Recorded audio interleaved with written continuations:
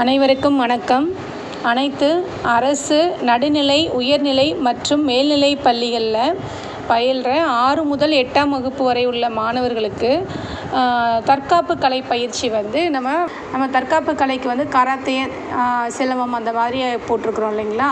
யார் அவங்க ஸ்கூலில் அப்பாயிண்ட் பண்ணியிருக்கீங்களோ அவங்களுடைய தகவலை உங்கள் பள்ளியோடைய எமிஸ் இணையதளத்தில் பதிவு செய்யணும். ஸோ அது என்ன பண்ணணும்னு பார்த்தீங்கன்னா, எமிஸில் போய்ட்டு உங்கள் ஸ்கூலோடைய எமிஸ் ஐடி போட்டு ஓப்பன் பண்ணிவிடுங்க. ஓப்பன் பண்ணினா இந்த பேஜ் வரும். இந்த 3 டாட்டை டச் பண்ணுங்கள். அதில் ஸ்கூல் அப்படின்ற ஆப்ஷனை டச் பண்ணுங்கள்.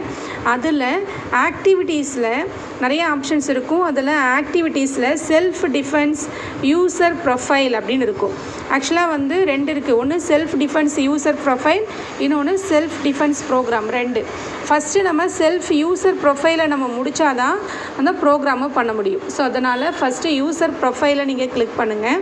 யூசர் ப்ரொஃபைல் கிளிக் பண்ணிங்க அப்படின்னா இந்த இடத்துல செல்ஃப் டிஃபென்ஸ்ன்னுட்டு self defence coach appointed SR நோன்னு இருக்கும். ஸோ நம்ம ஸ்கூலுக்கு கண்டிப்பாக போட்டிருப்போம். அதனால் எஸ்ஸு கொடுங்க. கொடுத்துட்டு அந்த செல்ஃப் டிஃபென்ஸ் டைப் 4 கொடுத்துருக்குறாங்க. ஒன்று கராத்தே, ஜூடோ, சிலம்பம், இன்னொன்று டேக்வுட். ஸோ இதில் உங்கள் பள்ளியில் எந்த தற்காப்பு கலைக்காக நியமிச்சிருக்கீங்களோ அந்த போட்டியை அதை தேர்வு செய்யுங்க. கராத்தேனே கராத்தே தேர்வு பண்ணுங்கள். தேர்வு பண்ண உடனே அவங்களுடைய டீட்டெயில்ஸு, அந்த சொல்லிக் கொடுக்க வராங்க இல்லைங்களா கோச், அவங்க டீட்டெயில்ஸ் தான் இதில் ஃபுல்லாக நம்ம அப்டேட் பண்ண போகிறோம். அவங்களுடைய ஃபுல் நேம் ஆதாரில் என்ன இருக்கோ அதே மாதிரி டைப் பண்ணுறீங்க.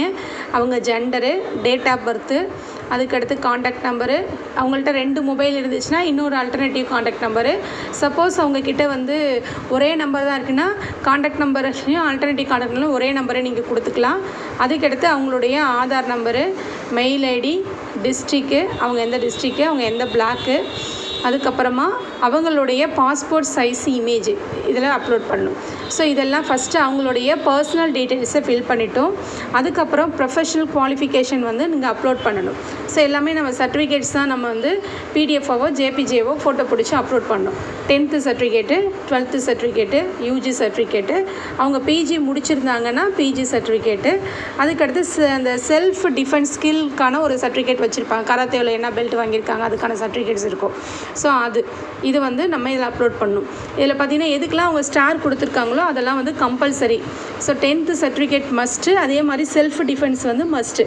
மற்ற சர்டிஃபிகேட்ஸ்லாம் அவங்கள்ட்ட என்னென்ன இருக்குதோ அதை அப்லோட் பண்ணுங்கள். ஸோ இதுதான் ப்ரொஃபஷனல் குவாலிஃபிகேஷன்.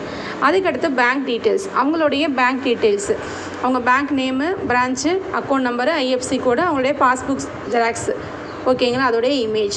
ஸோ இது எல்லாத்தையும் ஃபில் பண்ணிவிட்டு நாம் சப்மிட் கொடுக்கணும்.